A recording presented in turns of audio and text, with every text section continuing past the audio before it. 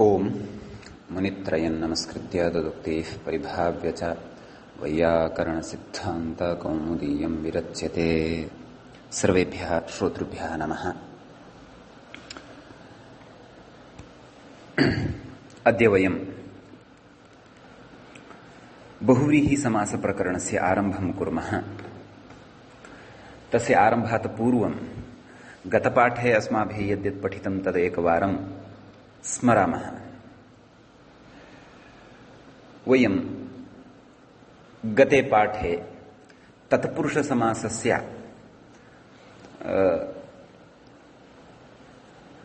समासोद्यापनम् अकार्ष्म अर्थात् तत्पुरुषसमासः अस्माभिः पठित्वा समापितः। तत्र छायाबाहुल्ये इति सूत्रं पठितं, सभा राजा मनुष्यपूर्व इति अपि पठितं। तत्रेकं वार्तिकं पर्यायस्यैवेक्ष्यते इति, ततः अशाला च इति सूत्रम्, अन्तिमं च सूत्रं तत्पुरुषसमासप्रकरणस्य विभाषा सेना सुराच्छाया शाला निशानाम् इति। एवञ्च समग्रोऽपि तत्पुरुषप्रपञ्चः अस्माभिः एतावता आलोडितः। निर्विघ्नं तत्पुरुषसमासः अस्माभिः पठितः। एवञ्च समासप्रकरणे महत्प्रकरणद्वयम्, अव्ययीभावसमासप्रकरणं तत्पुरुषसमासप्रकरणं च इति अस्माभिः एतावता पठितम्। वयम् इदानीं तृतीयसमासे स्मः। तृतीयसमासस्य आरम्भं वयम् इदानीं कुर्मः। सः समासः भवति बहुव्रीहि समासः। तत्र तत्पुरुषसमासस्य विधायकानि सूत्राणि अस्माभिः बहुनि पठितानि। बहुव्रीहि समासप्रकरणे तु तावत् कतिपयानि एव सूत्राणि अस्माभिः पठनीयानि सन्ति। यथा अव्ययीभावः, नाम अव्ययीभावसमासस्य कश्चन अधिकारः आरब्धः तत्पुरुषात् प्राक्, तत्पुरुषस्य कश्चन अधिकारः आरब्धः बहुव्रीहेः प्राक्, एवमेव बहुव्रीहेः अपि अधिकारः इदानीं सर्वादौ वक्ष्यते। तत्र बहुव्रीहि अधिकारस्य आरम्भात् पूर्वं वयं बहुव्रीहि समासविषये किञ्चित् आधारभूतम् अपेक्षितं विषयम् अत्र चर्चयामः। पश्यन्तु, बहुव्रीहि समासः अन्यपदार्थप्रधानः भवति। नाम अत्र येषु पदेषु मिथः समासः भवति तेषां पदानाम् अर्थः न गृह्यते, अपि तु अन्यः एव अर्थः, नाम अन्यस्य कस्यचित् पदस्य अर्थः तत्र गृहीतो भवति। उदाहरणाय तत्र पीतम् अम्बरं यस्य अथवा पीतानि अम्बराणि यस्य सः पीताम्बरः भवति। तर्हि पीतम् इति तत्र पीतशब्दः यः वर्तते सः वर्णविशेषवाचकः, अम्बरशब्दः तत्र वस्त्रविशेषवाचकः। अतः तयोः उभयोः अपि अत्र अर्थः न गृह्यते, अपि तु अन्यस्य एव पदार्थस्य कस्यचित् अर्थः तत्र गृहीतो भवति। नाम विष्णुः अथवा कश्चन तादृशः जनः येन पीतानि वस्त्राणि धृतानि भवन्ति, सः पीताम्बरः अथवा पीतवस्त्रः भवति इति। नाम बहुव्रीहि समासे तत् स्वीयानि समस्यमानपदानि यानि वर्तन्ते तेषाम् अर्थप्राधान्यं न भवति इति अर्थः। इति सामान्येन तस्य लक्षणम् अस्माभिः ज्ञातव्यं।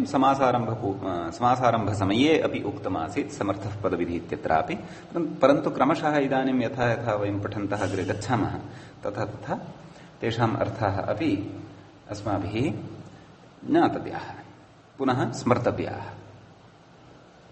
बहुव्रीहि समासस्य बहवः प्रकाराः भवन्ति, यथा समानाधिकरणबहुव्रीहिः, यत्र उभयोः अपि पदयोः अथवा समस्यमानपदेषु समानाधिकरण्यत्वं भवति, सामानाधिकरण्यत्वं भवति। सामानाधिकरण्यत्वं च नाम किं, तत् अस्माभिः तत्पुरुषसमासप्रकरणे विस्तरेण सूक्ष्मतया च पठितम्। अपि च क्वचित् व्यधिकरणबहुव्रीहिः अपि भवति, नाम समस्यमानपदेषु क्वचित् सामानाधिकरण्यं नापि भवति, तर्हि सः बहुव्रीहिः व्यधिकरणबहुव्रीहिः इत्युच्यते। तृतीयः प्रकारः तुल्ययोगः बहुव्रीहिः अपि भवति, नाम यत्र तत्र तुल्ययोगः गम्यमानः भवति, सः तस्य च कः प्रकारः, कः भेदः, किं च उदाहरणं भवति, तत्सर्वं वयं पठिष्यामः अग्रे। तेन सहेति तुल्ययोगे इति सूत्रसमये तत्र उदाहरणपूर्वकं स्पष्टं भविष्यति। अतः तृतीयः प्रकारः तुल्ययोगबहुव्रीहिः इति। चतुर्थः प्रकारः व्यतिहारबहुव्रीहिः, कर्तरिकर्मव्यतिहारे न तन्न। व्यतिहारबहुव्रीहिः नाम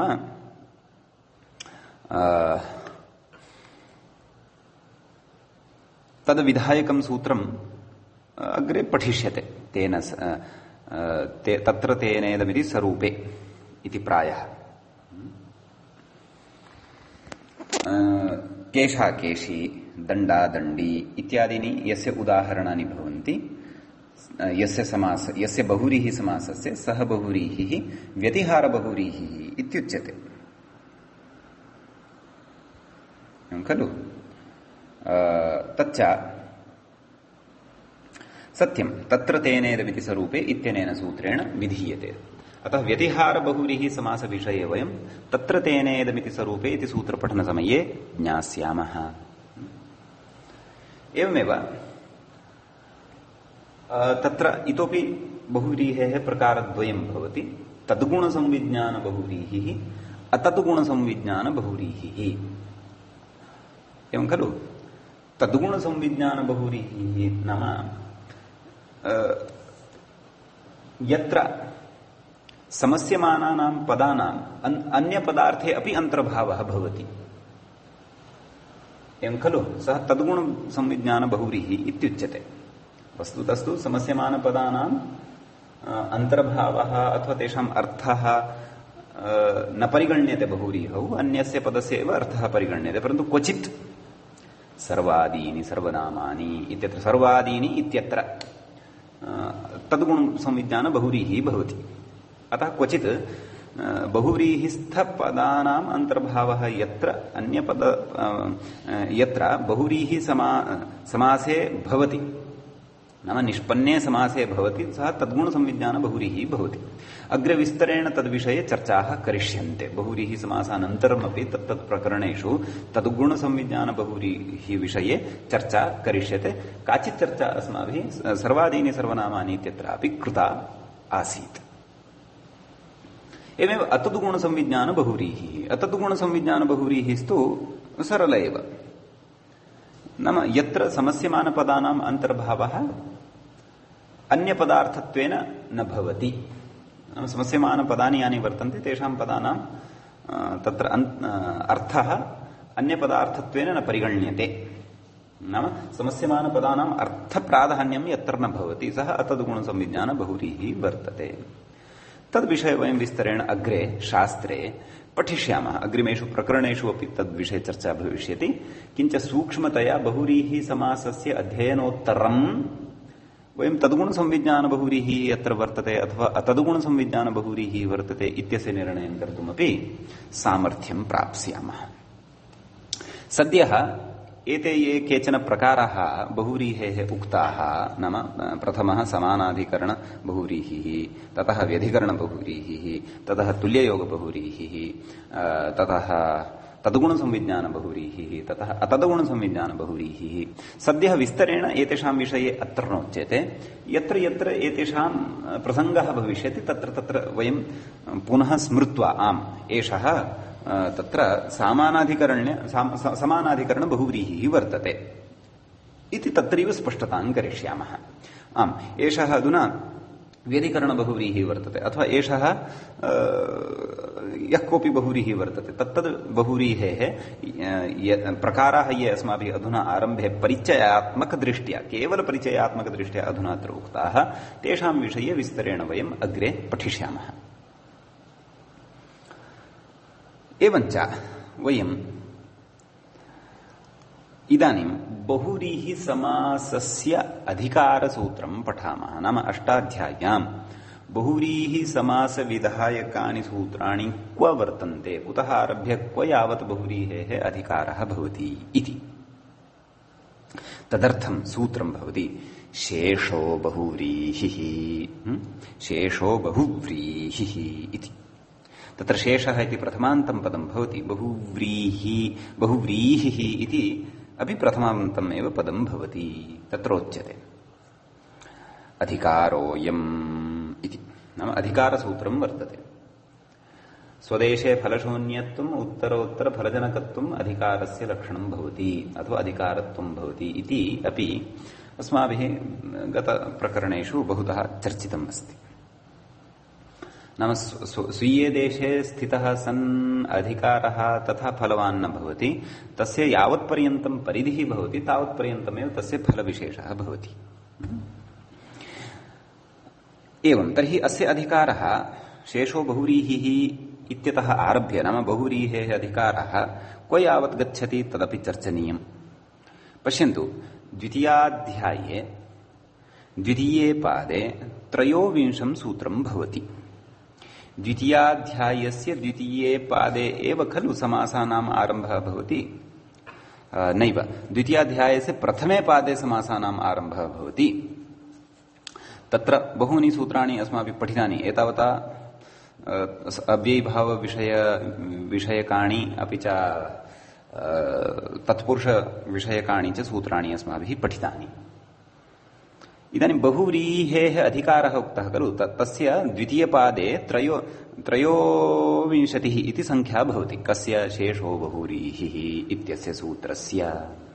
ततः आरभ्य चार्थे द्वन्द्वः इति सूत्रं यत्र उक्तं खलु, ततः पूर्वं नाम द्वन्द्वात् प्राक् बहुव्रीहेः अधिकारः वर्तते। तत्र च परिमितानि एव कतिपयानि सूत्राणि वर्तन्ते बहुव्रीहि समासविधायकानि, परन्तु विचारस्तु गम्भीरः वर्तते। वार्तिकानि अपि सम्मेल्य तत्र बहुव्रीहि सम्बद्धां विशिष्टां च व्यवस्थाम् अपि संयोज्य विचाराः तु तत्र गभीराः महान्तश्च भवन्ति। परन्तु सूत्राणि कतिपयानि एव। कति? पश्यन्तु, प्रथमं बहुव्रीहि विधायकं सूत्रं भवति अनेकमन्यपदार्थे चतुर्विंशं। ततः अग्रिमं भवति संख्यया व्ययासन्ना दूराधिकसंख्या संख्येये इति।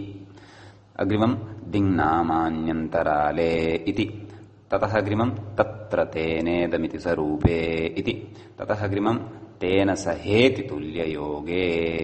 आहत्य पञ्च एव सूत्राणि बहुव्रीहि समासविधायकानि वर्तन्ते। मध्ये मध्ये वार्तिकानि अपि आगमिष्यन्ति।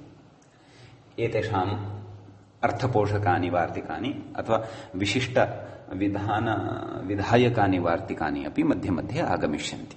एवञ्च इमानि पञ्चसूत्राणि अस्माभिः बहुव्रीहि समासप्रकरणे पठनीयानि वर्तन्ते। तस्य च अधिकारः ज्ञातः, परिमित एव अधिकारः वर्तते बहुव्रीहिः इत्यस्य। तर्हि तत्र उच्यते बहुव्रीहिः नाम कः इति चेत् शेषः। एवं खलु, शेषो नाम कः? बहुधा अस्माभिः शेषशब्दस्य अर्थ स्पष्टीकरणं कृतं वर्तते। उक्तादन्यः शेषः, यः विषयः उक्तः भवति तस्माद् यः अवशिष्टः भवति सः शेषः भवति इति। तत्र इदानीं वयं व्याख्यां प्रविशामः।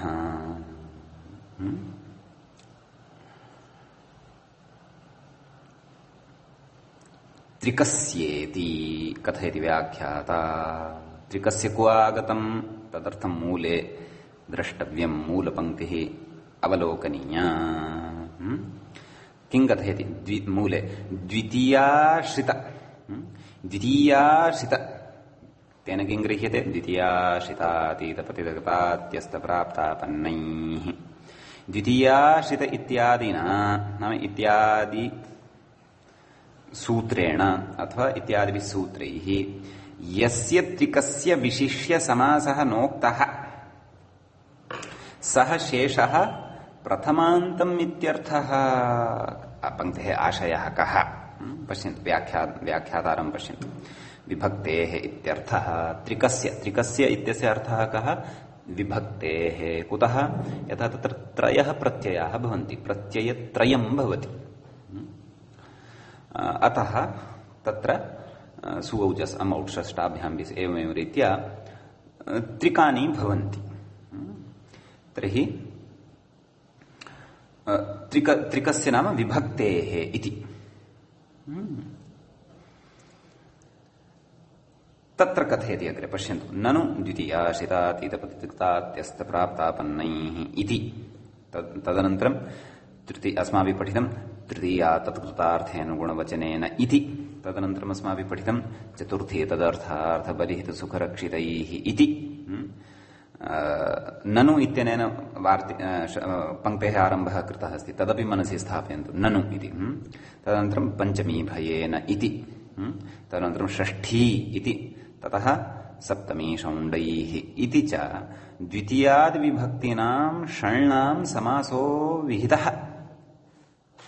नाम द्वितीयादीनि यानि त्रिकानि वर्तन्ते। द्वितीया नाम अम् औषस् इति त्रिकम्, एवं खलु। तृतीया नाम टाभ्याम्भिस् इति त्रिकम्। चतुर्थी नाम ङेभ्याम्भ्यस् इति त्रिकम्। पञ्चमी नाम ङसीभ्याम्भ्यस् इति त्रिकम्। षष्ठी नाम ङस् ओस् आम् इति त्रिकम्। सप्तमी नाम ङि ओस् सुप् इति त्रिकम्। तर्हि किं कथयति? द्वितीयादिविभक्तीनां, नाम द्वितीया तृतीया चतुर्थी पञ्चमी षष्ठी सप्तमी इत्येतासां विभक्तीनां षण्णां समासः विहितः अस्माभिः तत्तत् सूत्रेण। कथयति विशेषणं विशेष्येण इत्यादिना तु प्रथमायाः अपि समासः खलु विहितः। विशेषणं विशेष्येण बहुलम् इत्यादिभिः अथवा पूर्वकालिक सर्वजगत्पुराणनवकेवलाः समानाधिकरणेन इत्यादिभिः तत्र प्रथमान्तस्यापि खलु समासः विहितः। नाम प्रथमायाः विभक्तेः अपि खलु समासः विहितः। अतः शेषविभक्तिर्दुर्लभा। अतः शेषविभक्तिरेव न अवशिष्यते। नाम तत्र शेषो बहुव्रीहिः इत्यत्र नाम बहुव्रीहिः शेषः भवति इति। तर्हि शेषशब्देन भवद्भिः यदि उच्यते प्रथमा अवशिष्टा अस्ति, प्रथमायाः विषये समासः न उच्यते, समासः न उक्तः वर्तते इति चेत् तत्कथं? विशेष्येण विशेषणं बहुलं, विशेषणं विशेष्येण बहुलम् इत्यनेन सूत्रेण तत्र अस्माभिः समासः कृतः एव खलु। प्रथमान्तस्यापि समासः कृतः एव खलु। अतः तत्र अवशिष्टा विभक्तिः या कापि नास्ति एव, येन वयं तत्र सिद्धान्तं प्रतिपादयितुं शक्नुयाम यत् अनेकं प्रथमान्तम् अन्यपदार्थे समस्यते सः बहुव्रीहिः भवति इति। एतादृशं सिद्धान्तं वक्तुं तत्र अवशिष्टं तु किमपि नास्ति एव। अत आह, नाम एतादृशशङ्कायां जातायाम् आह, किम् आह? विशिष्येति मूले उक्तं खलु। नाम द्वितीयाश्रितातीत इत्यादिना यस्य त्रिकस्य विशिष्य समासो नोक्तः। कोऽर्थः विशिष्यत्यनेन किं कथयितुम् इच्छति इति चेत् विशेषणसमासस्य वस्तुतः प्रथमा विभक्तौ प्रवृत्तावपि प्रथमा विभक्तिं विशिष्य उच्चार्य विधानाभावात् समासादिषु विशिष्य निर्दिष्ट द्वितीयादि विभक्ति षट्कापेक्षया शेषः प्रथमा विभक्तिरिति भावः। अस्याः पंक्तेः अभिप्रायं वदामि। नाम सत्यं भोः, अपि च अस्याः पंक्तेः अभिप्रायम् अपि च विशिष्य इति यद् मूले उक्तं, किं विशिष्य समासः नोक्तः इति च मूले यदुक्तम्। नाम सत्यं विशेषणं विशेष्येण बहुलम् इति तत्र यः समासः उक्तः तत्र पूर्वोत्तरपदं प्रथमान्तम् एव भवति स्म। अतः प्रथमान्तानामपि समासः अस्माभिः दृष्टः। यः कोऽपि मास्तु इति न वदति, सत्यं तथैव कृतम्, परन्तु अत्र अभिप्रायः एषः अस्ति। नाम विभक्तिनामग्राहं यः समासः न उक्तः सः शेषः। नाम यस्याः विभक्तेः नाम अनुक्त्वा, नाम न उक्त्वा समासः विहितः, अतः सा विभक्तिः अवशिष्टा अस्ति। तस्याः विभक्तिविषयकः समासः इदानीं वक्तव्यः वर्तते। तर्हि पश्यन्तु, तत्पुरुषप्रकरणे क्वापि प्रथमा इति नोक्तम्। यथा द्वितीयाश्रितातीत, तृतीया तत्कृतार्थेन, चतुर्थी पंचमी षष्ठी सप्तमी षौण्डैः इत्यादि सर्वम् उक्तम्। तद्वत्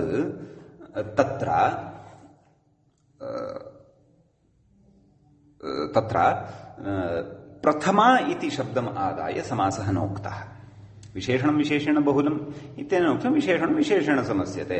आम्, तद् विशेषणं प्रथमान्तं भवति, येन समस्यते तदपि प्रथमान्तं भवति इति सत्यम्। परन्तु प्रथमा इति नामग्राहं तस्याः विभक्तेः, नाम प्रथमागतस्य त्रिकस्य समासः एतावता नोक्तः, सः अवशिष्टः वर्तते। अतः कथयति सः शेषः प्रथमान्तम् इत्यर्थः। अतः स एव अवशिष्टः वर्तते, सः एव प्रकृते शेषशब्देन ग्राह्यः इत्यर्थः। तदाह किमाह कथयति व्याख्याता प्रथमान्तम् इत्यर्थ इति। नाम शेषशब्देन प्रकृते प्रथमान्तं गृह्यते, यस्य च इतः पूर्वं नाम उच्चार्य ग्रहणं न कृतं वर्तते, अतः तस्य प्रकृते ग्रहणं भवति इत्यर्थः। एवं खलु अग्रे कथयति एतच्च भाष्ये स्पष्टम्। अयं विषयः भाष्ये स्पष्टः अस्ति भोः। नाम भाष्यादेव सिद्धान्तं संकलय्य अत्र व्याख्यात्रा उच्यमानं वर्तते इत्यर्थः। एतावान् विशेषः शेषो बहुव्रीहिः इति सूत्रगतः वर्तते। अधुना वयम् अधिकारसूत्रं पठित्वा बहुव्रीहि समासस्य अधिकारं च विज्ञाय अग्रिमसूत्रं प्रविशामः। बहुव्रीहि समासविधायके सूत्रे इदानीम् अस्माकं प्रवेशः भवति। सूत्रमस्ति अनेकमन्यपदार्थे इति। सूत्रे द्वे पदे स्तः। प्रथमं पदमस्ति अनेकं, द्वितीयं पदमस्ति अन्यपदार्थे इति। अनेकम् इति पदं प्रथमान्तं वर्तते, अन्यपदार्थे इति पदं सप्तम्यन्तं वर्तते। न एकम् अनेकं न तत्पुरुषसमासः भवति तत्र, नाम तस्मिन् पदे।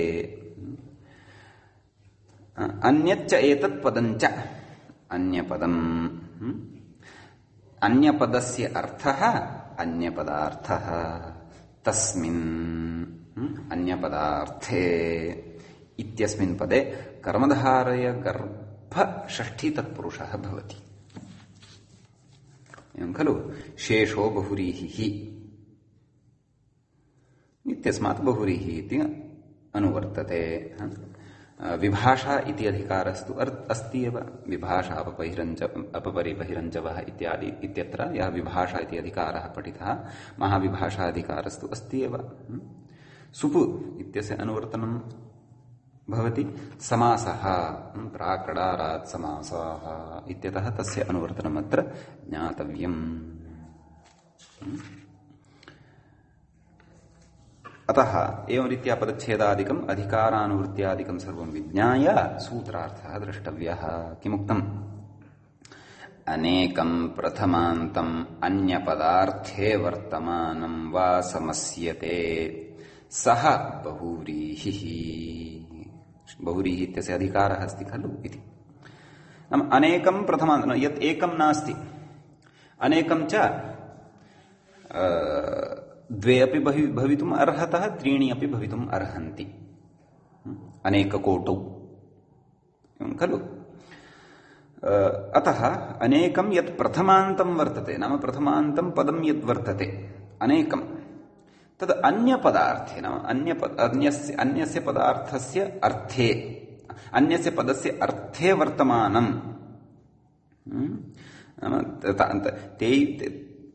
तेन अनेकेन अन्यस्य पदस्य अर्थे वर्तमानता अपि कर्तव्या, नाम तस्य अन्यपदार्थः अपि भवेत्। वा समस्यते, विकल्पेन समस्यते, सः बहुव्रीहिः भवति, नाम पक्षे वाक्यं भवति इत्यर्थः। किल तत्र पीतानि अम्बराणि यस्य सः पीताम्बरः इति सद्यः एकम् उदाहरणं। यद्यपि उदाहरण प्रपञ्चं वयम् अग्रे सम्मुखीकरिष्यामः, परन्तु ततः पूर्वं सैद्धान्तिकः पक्षः अत्र विचारणीयः अस्ति कश्चन। तर्हि पीतानि अम्बराणि, तत्र पीतानि इति प्रथमान्तं वर्तते, अम्बराणि इत्यपि प्रथमान्तं वर्तते। अतः अनेकं प्रथमान्तम् अत्र आयातम्, अनेकं प्रथमान्तम् अत्र समासं प्राप्नोति, तदेव अनेकमन्यपदार्थ इत्यनेन समासः भवति, प्रातिपदिकसंज्ञा भवति, ततः सुब्लुक् भवति, ततः पीताम्बर इति शब्दस्य निर्माणं भवति, सूसस्य ऋत्वविसर्गे पीताम्बरः इति सिद्ध्यति इत्यर्थः। एवं खलु। एवञ्च एतावदुक्त्वा तत्र केचन विचाराः उच्यमानाः सन्ति ग्रन्थकारेण, अपि च तद् व्याख्यात्रा। किं कथ्यते? प्रथमान्तमिति शेषग्रहणानुवृत्तिलभ्यमिदम्। प्रथमान्तम् इति अर्थः कुतः लब्धः इति चेत् शेषग्रहणसामर्थ्येन लब्धः। शेषग्रहणस्य शेषः नाम कः? नाम शेषद्वारा तत्र प्रथमा एव गृह्यते इति यः सिद्धान्तः अधुनैव अस्माभिः दृष्टः, तद्वारा इदं लभ्यते। अतः तस्य शेषो बहुव्रीः इति समग्रमेव अत्र अनुवृत्त्या लभ्यते इत्यर्थः। अतः अनेकं प्रथमान्तम्, अनेकं तु पदे एव सूत्रे एव वर्तते, प्रथमान्तम् इति तु शेषग्रहणद्वारा लभ्यते इत्यर्थः। एवञ्च कथयति अग्रे, सुप् सुपेति नानुवर्तते। मया अधुना उक्तं सुप् इत्यस्य अनुवर्तनं भवति, तथा न, तस्य अनुवर्तनाभावे अपि अत्र कार्यं सेत्स्यति। कथयति अग्रे, प्रयोजनाभावात् इति। नाम तस्य प्रयोजनं यत्किमपि नास्ति। सुप्सुपा इत्यस्य प्रकृते अनुवृत्तेः प्रयोजनं नास्ति। यथा उपपदमतिङ् इत्यत्र सुपा इत्यस्य अननुवर्तनं भवति स्म, तस्य अनुवृत्तिः अस्माभिः वारिता। अथवा सुप्रतिनामात्रार्थे इति सुप् ग्रहणे सत्यपि सुप् इत्यस्य वारणम् अस्माभिः कृतं। प्रकृते सुप्सुपा इत्यस्य वारणम् अस्माभिः प्रयोजनाभावादेव क्रियते। नाम किमपि प्रयोजनं नास्ति। यथा प्रथमान्तं सुबन्तमेव खलु भवति। प्रथमा का? सुप् खलु, सुऔजस् इति। अतः तद् मिथः सम्मस्यते, अनेकं सम्मस्यते, तर्हि सुप् सुपा एव सम्मस्यते इति विषयः स्पष्ट एव खलु वर्तते। यतः प्रथमान्तस्य सुप्त्वं सुबन्तत्वं भवत्येव, अतः तस्य अनुवर्तनस्य अत्र अपेक्षा नास्ति, प्रयोजनं नास्ति इति। प्रयोजनमपि नास्ति, अतः प्रयोजनाभावात् तस्य अनुवृत्तिः अत्र न स्वीकर्तव्या तत्र कथयति अनेकं सुबन्तम् इति पाठेऽपि प्रथमान्तम् इत्यर्थः। नाम एवं यदि पाठः क्रियते, नाम सूत्रार्थः कृतः अनेकं प्रथमान्तम् अन्यपदार्थे वर्तमानं वा समस्यते, तत्र अनेकं प्रथमान्तम् इति अनुक्त्वा अनेकं सुबन्तम् इति उच्येत यदि, तदापि प्रथमान्तम् इत्येव अर्थः तत्र अवगन्तव्यः। कुतः? तदेव शेषद्रव्य शेषपदार्थानुवर्तनसामर्थ्यात्, नाम शेषपदार्थस्य अत्र अस्माभिः अनुवृत्तिः स्वीकृता वर्तते, तद्बलात् इत्यर्थः। एवं किल? तर्हि तत्र सूत्रार्थे किम् उक्तम्? अन्यद् अपि अन्यपदार्थे इत्युच्यते। तस्य विषये विशेषेण कथयन्नस्ति एषः। अन्येति नाम उपस्थित प्रथमान्तातिरिक्तेत्यर्थः। नाम अन्यस्मिन् पदार्थे समस्यते, नाम अनेकं यत् प्रथमान्तं भवति तत् प्रथमान्तातिरिक्तार्थे समस्यते। नाम अन्यत् पदं यद् भवति तद् पदं प्रथमान्तातिरिक्तं भवति।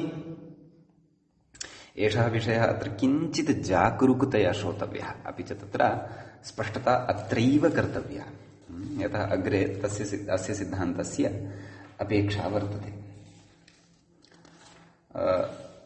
तत्र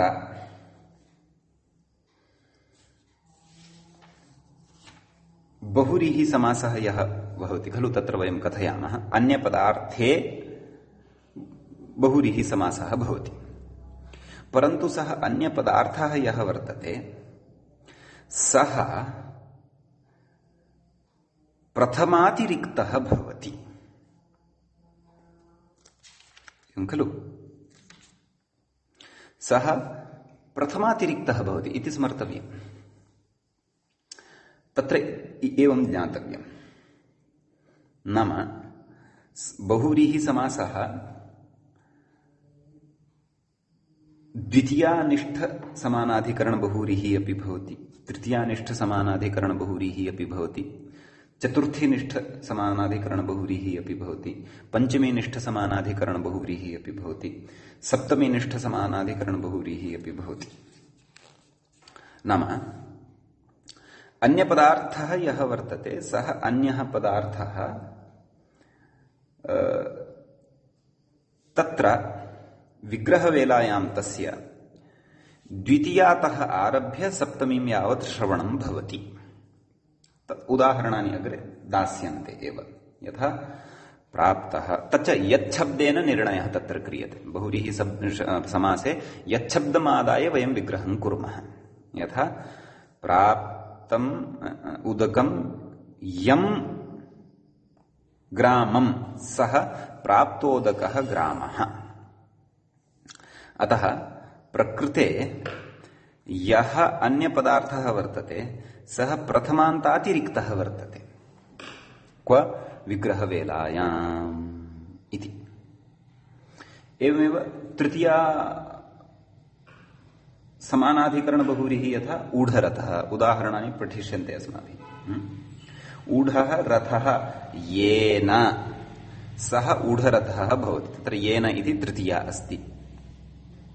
एवमेव उपहृतः पशुः यस्मै सः उपहृतपशुः भवति।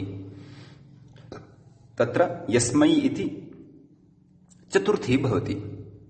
एवमेव उद्धृतः ओदनः यस्याः सा उद्धृतौदना भवति। का स्थाली इत्यादि। तत्र यस्याः इति पंचमी श्रूयते। एवमेव पीतानि अम्बराणि यस्य, तत्र यस्य इत्यत्र षष्ठी श्रूयते, प्रथमा न श्रूयते।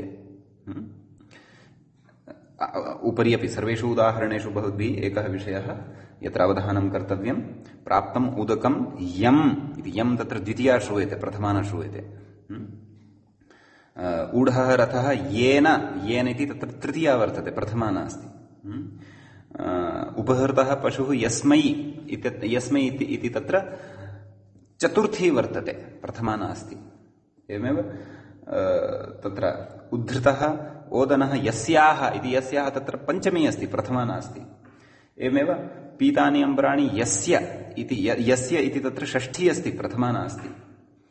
एवमेव वीराः पुरुषाः यस्मिन् ग्रामे अथवा वीराः पुरुषाः यस्मिन्, तत्र यस्मिन् इति सप्तमी वर्तते, प्रथमा नास्ति। अतः अन्यपदार्थः यः भवति तत्र सः पदार्थः उपस्थितप्रथमान्तातिरिक्तः भवति। व्याख्याता कथयन् अस्ति, उपस्थितप्रथमान्तातिरिक्तः भवति सः कः अन्यः पदार्थः। एवं खलु, नाम तत्र विग्रहवेलायां सः अन्यः पदार्थः यदा यच्छब्देन सम्बध्यते तदा तस्मिन् यच्छब्दे प्रथमा विभक्तिः न स्यात्। प्रथमा विभक्तेः अपेक्षया तत्र अन्याः एव विभक्तयः स्युः। तस्याम् एव अवस्थायां तत्र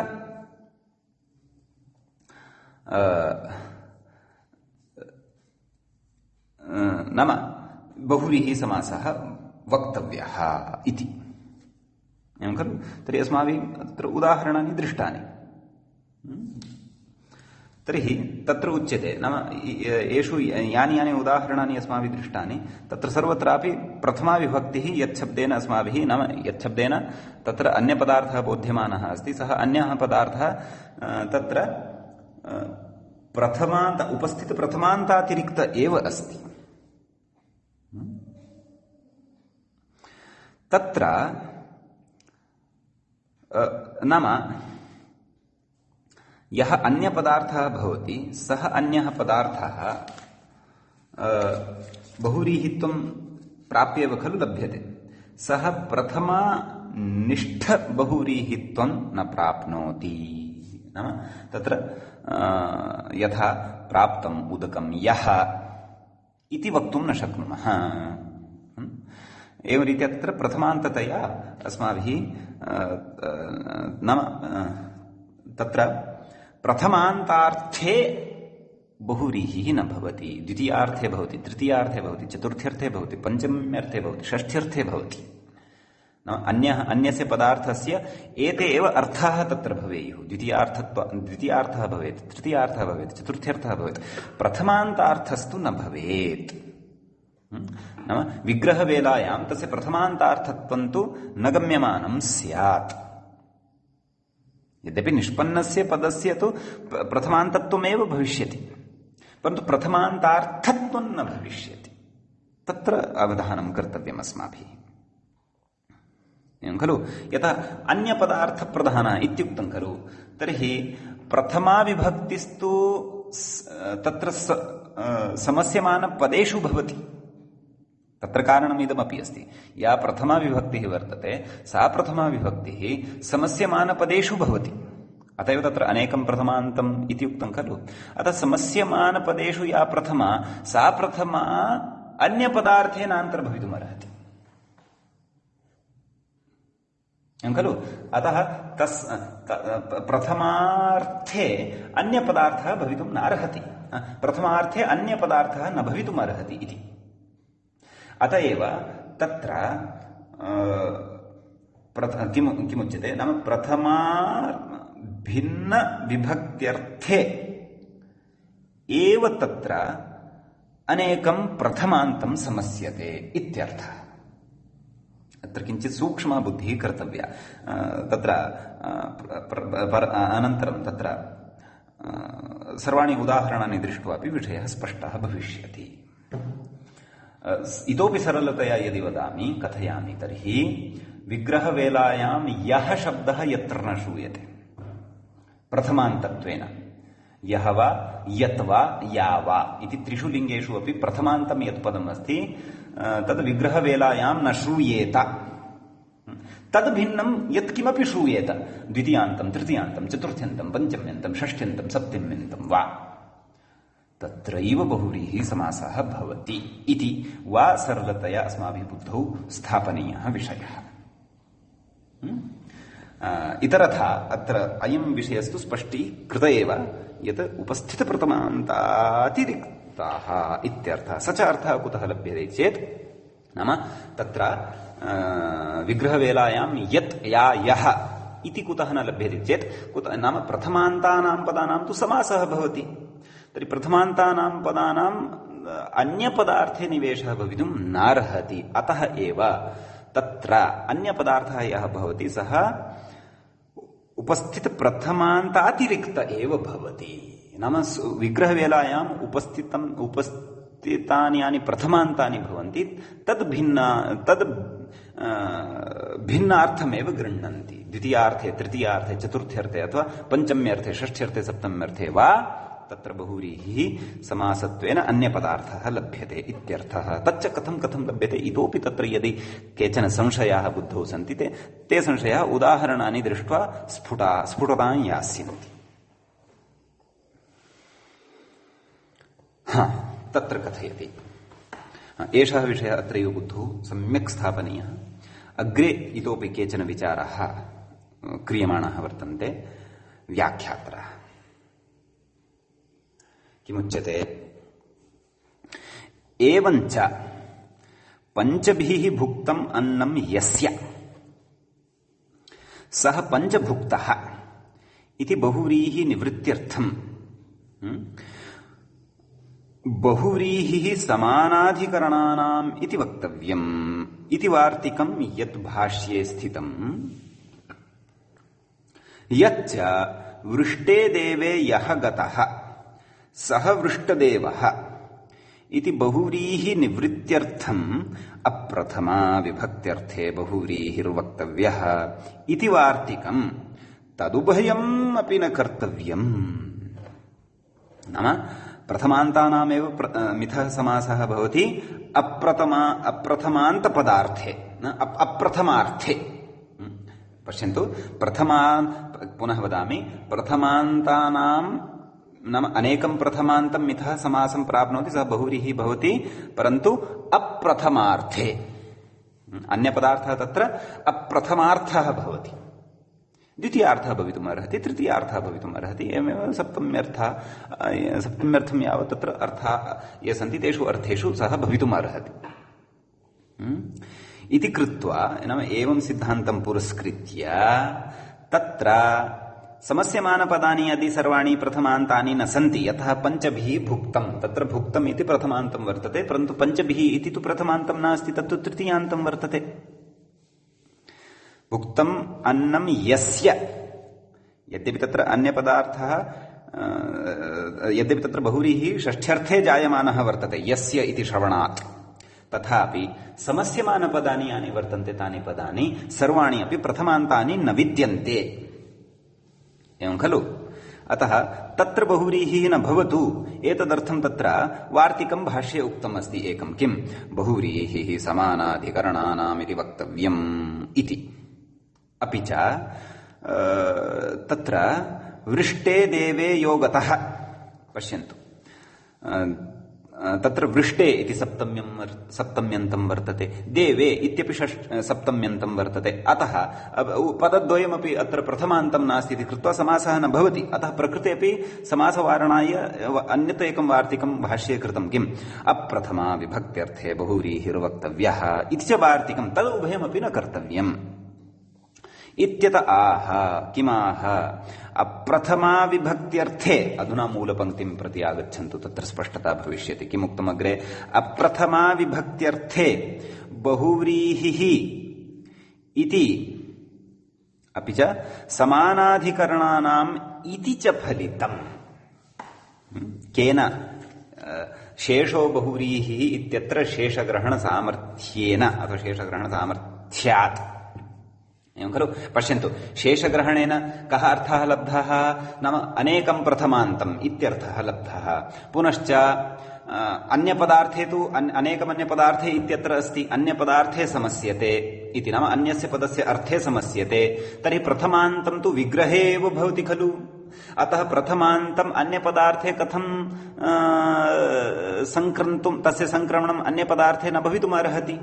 अतः एव बहुव्रीहि समासः यः वर्तते सः समासः अप्रथमार्थे भवति, अप्रथमा विभक्त्यर्थे भवति। अनेकं प्रथमान्तं समस्यते इति विषयः भिन्नः, परन्तु कस्मिन् अर्थे समस्यते इति विषयः भिन्नः। अत्र किञ्चित् सूक्ष्मां बुद्धिं कुर्वन्तु। अतः अनेकं प्रथमान्तं समस्यते, परन्तु कस्मिन् अर्थे समस्यते इति चेत् अप्रथमा विभक्त्यर्थे समस्यते। अप्रथमा विभक्त्यर्थे इत्यर्थः कुतः आयातः इति चेत् अन्यपदार्थे इत्यस्मादायातः। तर्हि अन्यस्य पदस्य अर्थः यः अस्ति तस्मिन् अर्थे बहुव्रीहि भवति इत्युच्यते। तर्हि समस्यमानपदानि यानि प्रथमान्तानि वर्तन्ते तेषु प्रथमान्तेषु तत् प्रथमान्तपदानाम् अर्थे एव बहुव्रीहि भवितुं नार्हति, अपि तु प्रथमान्त भिन्न विभक्त्यर्थे एव बहुव्रीहि भविष्यति। यं, येन, यस्मै, यस्मात्, यस्य, येषु अथवा यस्मिन्, अथवा द्विवचने बहुवचने अपि भवितुम् अर्हति। ययोः, येषु इति वा, यं, यान् इति वा, याः ये इति वा, यत् ये इति वा, यत्किमपि, परन्तु प्रथमार्थे तु न भविष्यति। अतः एषः अर्थः प्रकृते लभ्यते इत्यर्थः। अतः उच्यते अप्रथमार्थविभक्त्यर्थे बहुव्रीहिः भवति। अपि च समानाधिकरणानाम् इति च फलितम्। समानाधिकरणानां कुतः? शेषग्रहणसामर्थ्यात् प्रथमान्तम्, अनेकं प्रथमान्तम् इति च यः अर्थः आगतः। अनेकं प्रथमान्तं तदैव लप्स्यते यदा समानाधिकरणत्वं पदयोः भविष्यति, पदेषु वा भविष्यति। अतः एतावन्तं समग्रमपि सिद्धान्तं मनसि कृत्य अभिप्रेत्य एतां पङ्क्तिं सिद्धान्तपराम् उक्तवान्। सिद्धान्तपराम् एतां पङ्क्तिम् उक्तवान् कः? मूलकारः, ग्रन्थकारः। व्याख्याता कथयति शेषग्रहणादिति शेषः नाम इदं फलितम्। इदं कथं फलितम्? शेषग्रहणसामर्थ्यात् इदं सर्वं फलितं भोः। तेनैव प्रथमान्तः अयमर्थः लब्धः। न प्रथमान्तं समस्यते इति पुनः अन्यपदार्थे इति लब्धम्। पुनः अन्यपदार्थे प्रथमान्तानां तु निवेशः भवितुं नार्हति, प्रथमाविभक्तेः तु निवेशः भवितुं नार्हति। अतः तत्र अप्रथमा विभक्त्यर्थे बहुव्रीहिः भवति इति सिद्धान्तः ज्ञातः भवति। किञ्च समानाधिकरणानामेव मिथः तत्र बहुव्रीहि समासः भवति इति फलितम्। शेषग्रहणात् इदं सर्वमपि फलितम्। शेषग्रहणसामर्थ्यात् आचार्येण पाणिनिना इदं ध्वनितं वर्तते इत्यर्थः।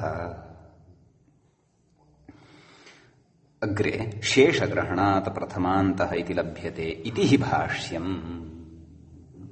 नाम शेषग्रहणसामर्थ्यात् प्रथमान्तं नाम प्रथमान्तता नाम प्रथमान्तानि पदानि अन्यपदार्थे लभ्यन्ते इति भाष्ये उक्तम् अस्ति इत्यर्थः। अग्रे कथयति पञ्चभिर्भुक्तम् अस्य इत्यत्र समस्यमानपदयोः एक द्वे पदे स्तः खलु, तत्र पञ्चभिः अपि च भुक्तम् इति। तत्र एकस्य प्रथमान्तत्वात् एकस्य अप्रथमान्तत्वात् न बहुव्रीहिः इति फलितम् शेषग्रहणसामर्थ्येन एव।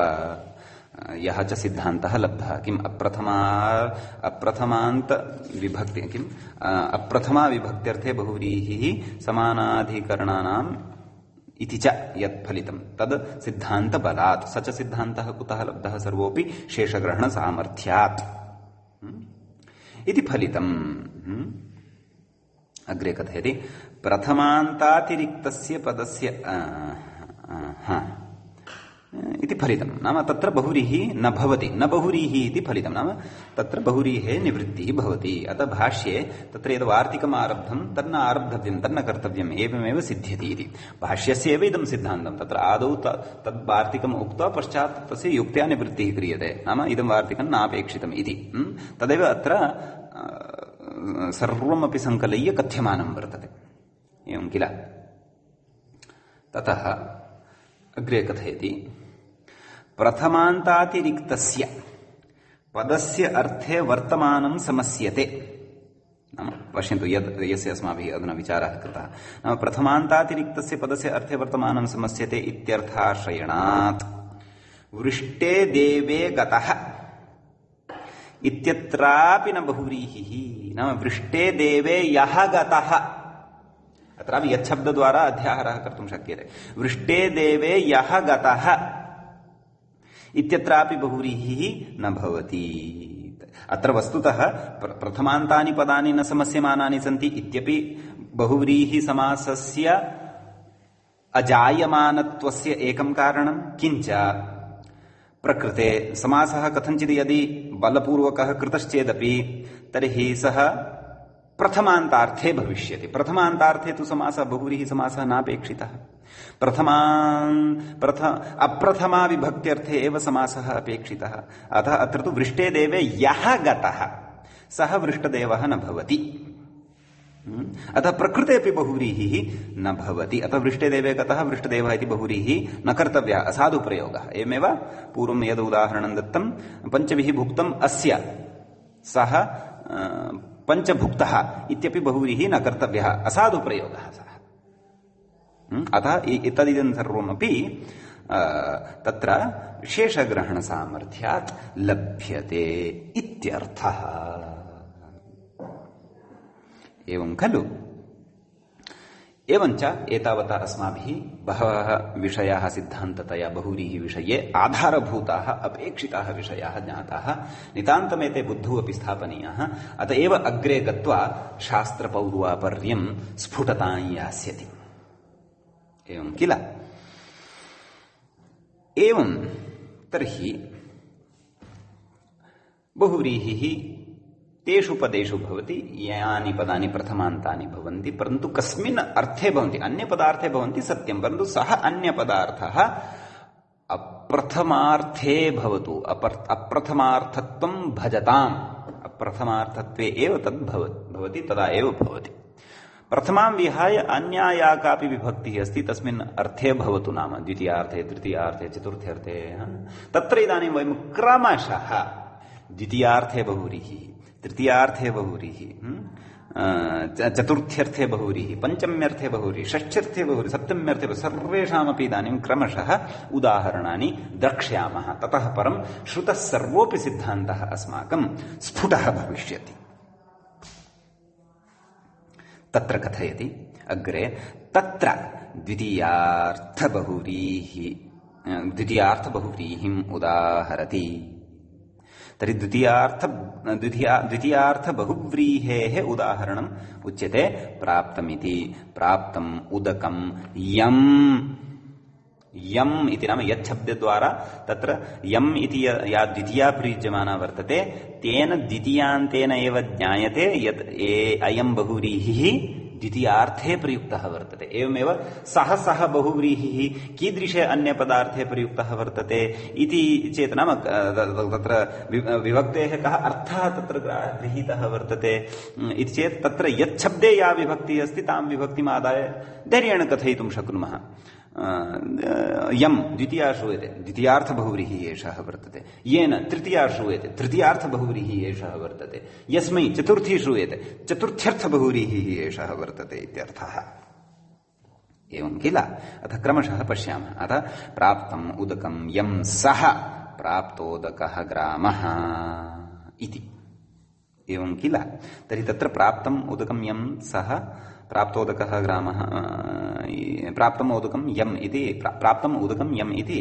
लौकिकविग्रहः अलौकिकविग्रहः प्राप्तसु उदकसु नपुंसकलिङ्गे भवति खलु उदक इति अतः तत् प्रथमान्तं वर्तते तत्र द्वितीयान्तम् अस्ति इति भ्रमः मास्तु प्राप्तम् उदकम् इति तत्र प्रथमान्तं वर्तते नपुंसकलिङ्गे वर्तते अतः प्राप्तम् इत्यपि प्रथमान्तं वर्तते नपुंसकलिङ्गे च वर्तते अतः तस्य तत्र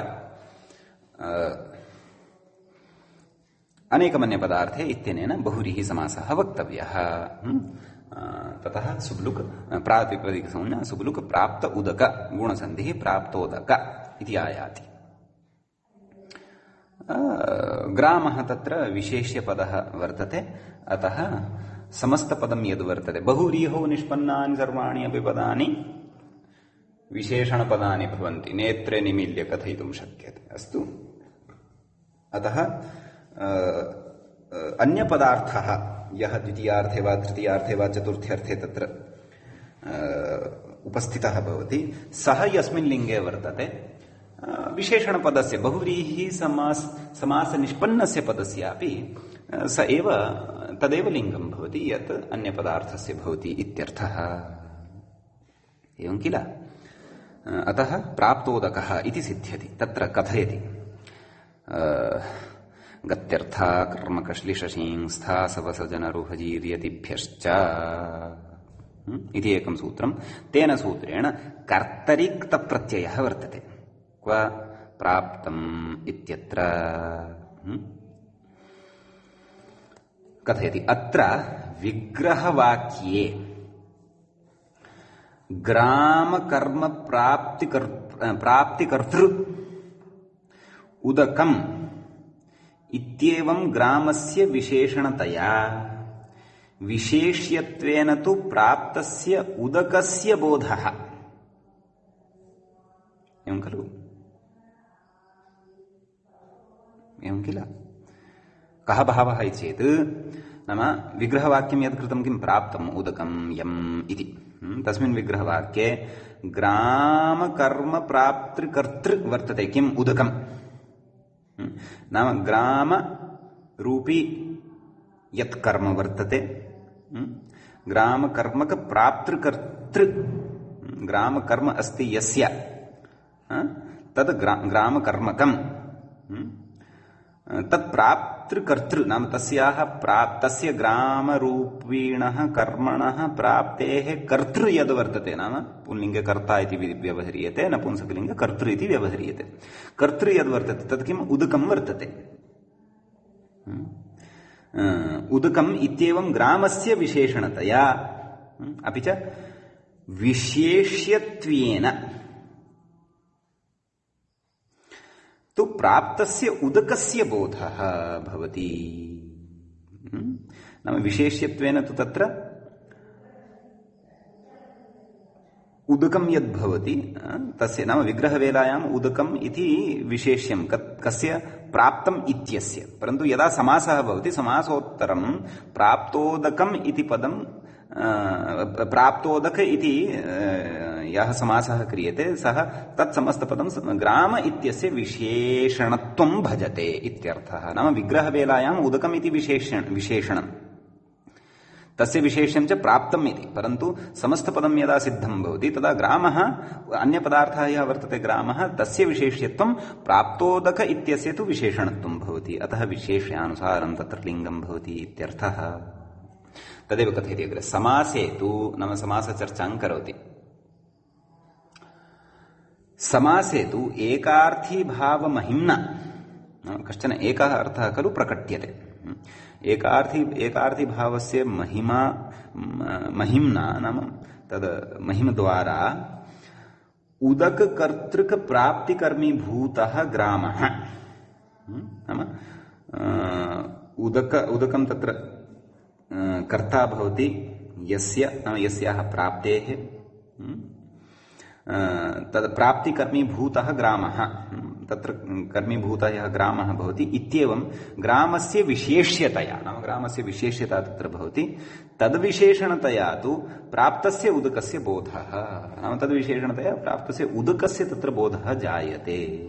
अतः प्राप्तोदक आहत्य अत्र अभिप्रायः एषः प्राप्तोदक इति शब्दः यः वर्तते समासोत्तरं तस्य विशेषणत्वं सम्पद्यते। अन्यपदार्थे विद्यमानस्तु विशेष्यस्थाने एव तिष्ठति।